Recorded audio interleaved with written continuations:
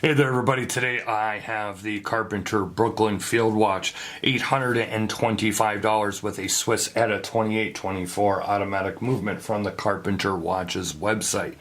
This has a 40mm by 48mm lugged two-lug case, 13mm thick including that domed sapphire crystal, 20mm lugs. Now, if you're familiar with Carpenter Watches, and if you're not, they had a Kickstarter campaign about 2 years ago. The designer, Neil, is based out of Brooklyn, New York.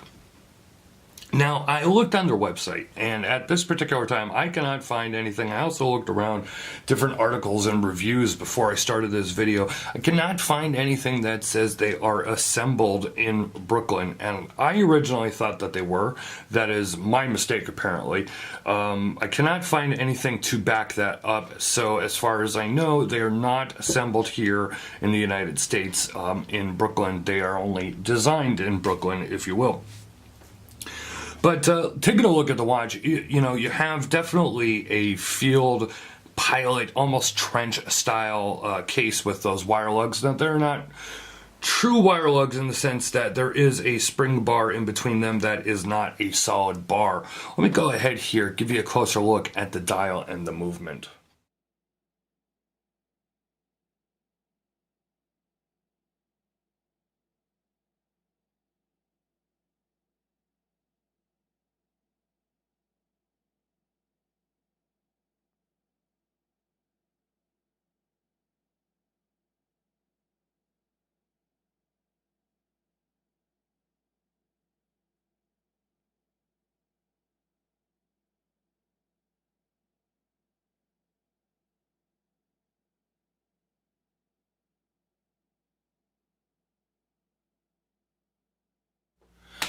So as you saw from the close-up, it does have a matte dial with a very, very, very fine texture. You do have that date cut out there at the 3 o'clock position.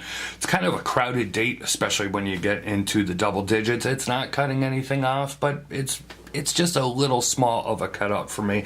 I also personally would have loved a white on black date cutout, but I know, you know, when you get into date wheels, you know, depending on where you're buying your movements, the price can go up a little bit if you're trying to get matchy with it. Do have that those wired lugs, and you know, you have this nice suede brown leather strap. It is lightly padded. This whole watch has that vintage feel and vintage theme going on it. You know, modern components, but that vintage feel. Speaking of that, interestingly, and it's weird that I get two watches in similar at a time for review. This is the Lumtech Combat Field X1, and you're going to see some distortion here because this has a super high dome sapphire crystal on it. But the reason I brought this out here real quick is this is still very much the traditional version of this watch, where this one to me is the much more modern version. I just thought that was kind of neat. But back to the Carpenter Brooklyn Field, as I said, it is very traditional. This is also 40mm versus the Lumtech, which is 43mm. So this one is definitely going to be for people that want that smaller size, more true to the vintage style.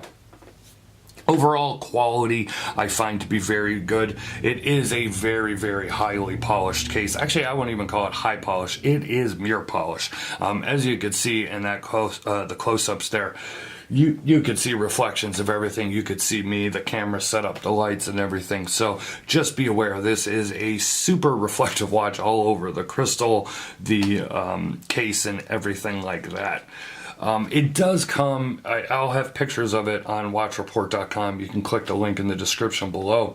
It does come in this nice wood case. Just open it up for you here real quick. Actually, this comes in a whole huge presentation, and I don't have the camera zoomed out enough right now to see the whole thing. But it's crazy. You have this huge solid wood box that comes in this big, huge cardboard box that's packed into another box, and there's foam, and there's a sleeve, and then it comes in a huge shipping box. So they definitely went all out in presentation.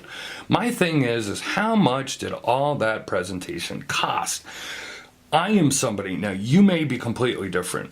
always remember that whatever I say here, you know, certain things, of course, are fact, but a lot of what I say here is opinion. My opinion on the watch, my opinion on the pricing, everything like that. I come from my perspective, which is the only perspective I can come from, and you may feel differently. You know, the best importance to me of these type of videos and these type of reviews is to give you a really good look at the watch.